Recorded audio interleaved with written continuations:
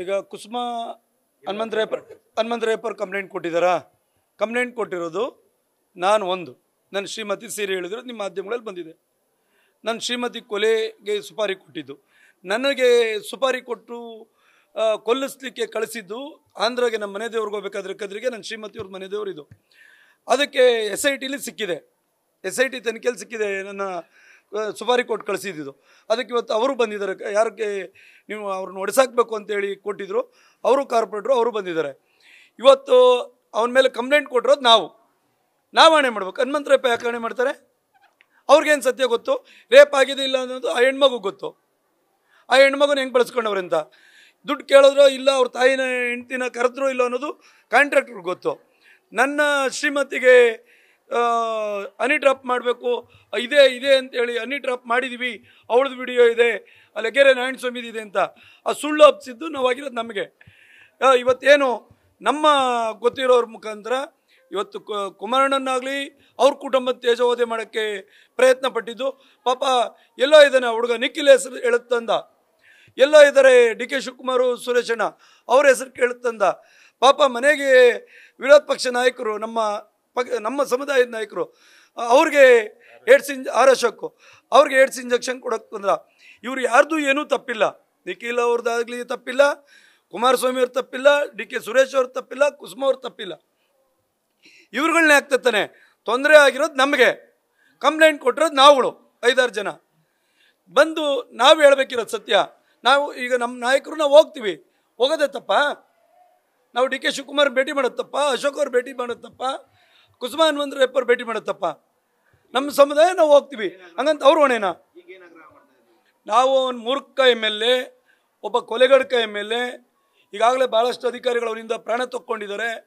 ಇನ್ನಷ್ಟು ಸತ್ಯಗಳನ್ನು ಈಗಾಗಲೇ ಅವನು ಈಗ ಬಂದಿರೋದೇ ಸತ್ಯ ಅಂದ್ಕೊಂಡಿದ್ದಾರೆ. ಇನ್ನಷ್ಟು ಸತ್ಯಗಳಿದೆ. ಈಗ ಚಾರ್ಜ್ ಶೀಟ್ ಆಗಿದೆ ಹೆಣ್ಮಗುದು.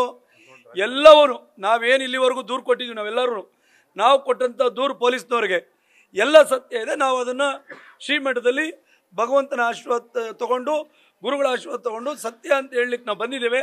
ಅವನ ಮಾತಿಗೆ ಮೊದಲು ಈಗಲೇ ಅಲ್ಲ, ಈಗಾಗಲೇ 6 ವರ್ಷದಿಂದ ಗುರುಗಳನ್ನ 2018ರಲ್ಲಿ ನೀನು ಮುಖ್ಯಮಂತ್ರಿ ಆಗಬೇಕು ಅಂತೇಳಿ ವೇದಿಕೆಯಲ್ಲಿ ಅಪಮಾನಿಸಿದ ಅವತ್ತು ಹೋರಾಟ ಮಾಡಿದ್ವಿ. ಅವತ್ತು ನಮ್ಮ ಸಮುದಾಯದ ಎಲ್ಲ ಕ್ಷೇತ್ರದ ಎಲ್ಲ ಪಕ್ಷದ ಮುಖಂಡರು ಬಂದಿದ್ವಿ, ಕಾರ್ಪೊರೇಟರ್ಸು. ಅವತ್ತು BJP ಕಾರ್ಪೊರೇಟರ್ ಇದ್ದರು, JDS ಕಾರ್ಪೊರೇಟರ್ ಇದ್ದರು, ಕಾಂಗ್ರೆಸ್ ಕಾರ್ಪೊರೇಟರ್ ಇದ್ದರು. ಬಂದು ಗುರುಗಳ ಹತ್ರ ಕ್ಷಮೆ ಕೇಳಿ, ನೆಂದು ನಾನು ಲೂಸ್ ಟಾಕ್ ಮಾತಾಡೋದಿಲ್ಲ ಅಂತೇಳಿ ಹೇಳಿದ್ಮೇಲೆ ಗುರುಗಳು ಕ್ಷಮಿಸೋದು ನಮ್ಮ ಸಮಾಜದ ಧರ್ಮ, ನಾವು ಕ್ಷಮಿಸಿದ್ದೀವಿ. ಶ್ರೀಮಠ ಕ್ಷಮಿಸಿದೆ, ಶ್ರೀಮಠ ಕ್ಷಮಿಸಿದ್ಮೇಲೆ ನೀವು ಯಾರು ಮಾತಾಡಬಾರ್ದು ಅಂತ ನಾವು ಒಂದೂ ಮಾತಾಡಲಿಲ್ಲ. ಇಲ್ಲಿಂದ ಹೋದಾದ್ಮೇಲೆ ಒಬ್ಬೊಬ್ಬರಿಗೆ ಕೊಲೆಯಲ್ಲಿ ಸಿಕ್ಸಂಥದ್ದು, ಕೆಲವು ಹೆಣ್ಮಕ್ಕಳನ್ನು ಲೈಂಗಿಕ ಹಗರಣದಲ್ಲಿ ಸಿಕ್ಸಂಥದ್ದು, ಕೆಲವು ನಮ್ಮ ಸಮುದಾಯದ ಕಾರ್ಪೊರೇಟರ್ಗಳಿಗೆ HIV ಪೇಷೆಂಟ್ ಇರೋಂಥ ಮಹಿಳೆಯನ್ನು ಕಳಿಸಿ HIV ರೋಗವನ್ನು ಹಚ್ಚಿರುವಂಥದ್ದು ಅದೆಲ್ಲ ಪ್ರೂವ್ ಆಗಿದೆ. ಕೆಲವು ದೊಡ್ಡ ನಾಯಕರಿಗೆ ಅವರನ್ನು HIV ಇಂಜೆಕ್ಷನ್ ಕೊಡೋಕೆ ಹೋಗಿದ್ದು, ಕೆಲವು ನಾಯಕರ ಮಕ್ಕಳ ಹೆಸರು ಹೇಳಿ ಅವ್ರಿಗೆ ಸಂಬಂಧ ಇಲ್ದಿದ್ರು ಅವ್ರ ಕುಟುಂಬವನ್ನು ತೇಜೋವಧೆ ಮಾಡ್ತಕ್ಕಂಥದ್ದು. ಇವತ್ತು ನನ್ನ ಶ್ರೀಮತಿಯನ್ನು ವೇದಿಕೆ CM ಇಳಿದೋದ ತಕ್ಷಣ ಸೀರೆ ಕೈ ಹಾಕಿಸಿ ಮಾನ ತೆಗೆದ್ರೆ ಅವಳು ಈಚೆನೇ ಬರೋದಿಲ್ಲ ಅಂತ ರಾಜಕೀಯವಾಗಿ ಮುಗಿಸೋಂಥ ಕೆಲಸವನ್ನು ಮಾಡಿರ್ತಕ್ಕಂಥದ್ದು. ಶಿಕ್ಷಣ ಸಮಿತಿ ಅಧ್ಯಕ್ಷರಾಗಿ ಒಳ್ಳೆ ಕೆಲಸ ಮಾಡಿದರು. ಟೌನ್ ಪ್ಲಾನಿಂಗ್ ಅಧ್ಯಕ್ಷರಾಗಿ ಇನ್ನೇನಾದರೂ MLA ಅಡ್ಡ ಬಂದುಬಿಡ್ತಾರೆ ಅಂತೇಳಿ ಅವರನ್ನು ಮುಗಿಸೋಂಥದ್ದು. ಇವತ್ತು ನಮ್ಮ ಕ್ಷೇತ್ರದಲ್ಲಿ ನಂಜುಂಡಪ್ಪ ಅಂತಿದ್ರು, ವಿರೋಧ ಪಕ್ಷ ನಾಯಕರಾಗಿದ್ದರು, ಅವರನ್ನು ಮುಗಿಸಿದ್ರು. ಅಲ್ಲಿಂದ ಅಲ್ಲಿ ಗೋಪಾಲ್ ಅಂತಿದ್ರು, ಅವ್ರ ಕುಟುಂಬ ರಾಜಕೀಯವಾಗಿತ್ತು, ಬಂಡಪ್ಪ ಕುಟುಂಬ, ಅವ್ರನ್ನ ಮುಗಿಸಿದ್ರು. ಮಮತಾ ವಾಸುದೇವ್ ಅಂತ ಕಾರ್ಪೊರೇಟ್ರು, ಅವರನ್ನು ಮುಗಿಸಿದ್ರು. ಇವತ್ತು ಅವರ ಗಂಡನ್ನ ಮುಗಿಸಿದ್ರು. ಅಲ್ಲಿಂದ ನಮ್ಮ MLA ಕ್ಯಾಂಡಿಡೇಟ್ ಆಗಿದ್ರು PN ಕೃಷ್ಣಮೂರ್ತಿ ಅಂತ, ಅವರ ಆಸ್ತಿಗಳನ್ನು ಸುಳ್ಳು ಬರೆಸ್ಕೊಂಡು ಅವ್ರಿಗೆ ಕೊಡಬಾರ್ದನ್ನ ಅರ್ಕವನ್ನು ಕೊಟ್ಟು ಅವರನ್ನು ರಾಜಕೀಯದಿಂದ ಆಚೆ ಓಡಿಸಿದ್ರು. ಅಲ್ಲಿಂದ ಪೀಣ್ಯದ ಮೂಲ ಜಮೀನ್ದಾರರಾಗಿ ಅಲ್ಲಿ 2 ಸಾರಿ ಕಾರ್ಪೊರೇಟರ್ ಆದಂಥ ಆಶಾ ಸುರೇಶ್ ಅವರು ಅವರಿಗೆ ರೌಡಿ ಶೀಟ್ಗಳು ಮಾಡಿಸಿ ಓಡಿಸಿ ಅವರನ್ನು ಪೀಣ್ಯದಿಂದ ಈಚೆ ಬರ್ದಂಗೆ ಮಾಡಿದ್ರು. ಲೆಗ್ಗೆರೆ ಭಾಗ ಬಂದ ತಕ್ಷಣ ನನ್ನ ಸರ್ ನಾವು ನಮ್ಮ ಆಣೆ ಮಾಡ್ತೀನಿ ಅಂತ ಹೇಳಿದಾನೆ. ನಾವು ಆಣೆ ಮಾಡ್ಲಿಕ್ಕೆ ಬದ್ಧ ಇದ್ದೀವಿ. ನಾವು ಕೊಟ್ಟಂಥ ಎಲ್ಲ ದೂರುಗಳಿಗೆ ನಾವು ಬದ್ಧ ಇದ್ದೀವಿ. ನಿನಗೆ ತಾಕತ್ತಿದ್ರೆ, ನೀನು ನ್ಯಾಯವಾಗಿದ್ದರೆ ಬಂದು ಆಣೆ ಮಾಡು ಅಂತ ಹೇಳ್ತೀವಿ. ನಾವು ಬರೋವರೆಗೂ ಕಾಯ್ತೀವಿ. ಬರ್ಲಿಲ್ಲ ಅಂದ್ರೆ ಭಗವಂತನಲ್ಲಿ ಒಪ್ಸು ಹೋಗ್ತೀವಿ. ಅವ್ನು ಯಾವತ್ತು ಬಂದ್ರೆ ನಾವು ರೆಡಿ ಇದೀವಿ ಬರೋಕ್ಕೆ. ಅವಶ್ಯಕತೆ ಇದ್ರೆ ಮಾಡ್ತೀವಿ. ನಾವು ತಪ್ಪು ಮಾಡಿಲ್ಲ, ನಾವು ದೇವ್ರ ಹತ್ರ ಒಪ್ಪಿಸ್ತೀವಿ. ಗುರುಗಳ ಅನುಮತಿ ಏನು ಪಡಿತೀವಿ.